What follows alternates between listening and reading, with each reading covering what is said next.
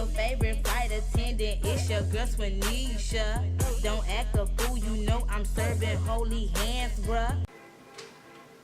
What up, guys? You're watching Kicking It with Keish, and you're watching my Let's Talk segment. Today, we are coming from Jeremiah 29, verses 10 through 11, titled God's Plan for Your Life.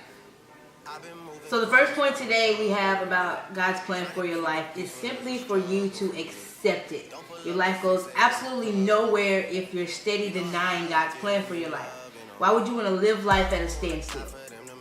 Right, you don't. So, accept it. The second point today is God's plan happens on God's time, not yours. There's absolutely nothing you can do to rush God's plan for your life. Regardless of how you act, think, feel, thought, whatever point you bring to the table, God's plan happens on God's time and God's time only. So what do you do while waiting on God's plan to manifest in your life? You grow closer to God. You pick a time, if any time of the day, get into God's word, prepare yourself mentally, physically, spiritually, and emotionally to accept the things that God has for you. Because you can't technically go where God needs you to go if you're not prepared. That's like asking a baby to start running and they hadn't even walked yet. They're still crawling. Take steps. Yes, you take steps. So take a second and simply ask yourself, how many of us are actively seeking God?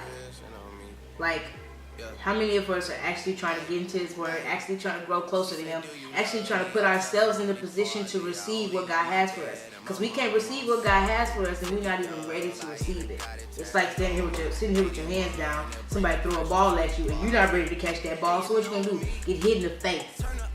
You don't let God hit you in the face with His plans? You're not ready. You're not ready. So my third point is for you to have faith in God's plan like Jesus did. No. It's not always easy, but I promise it'll be worth it.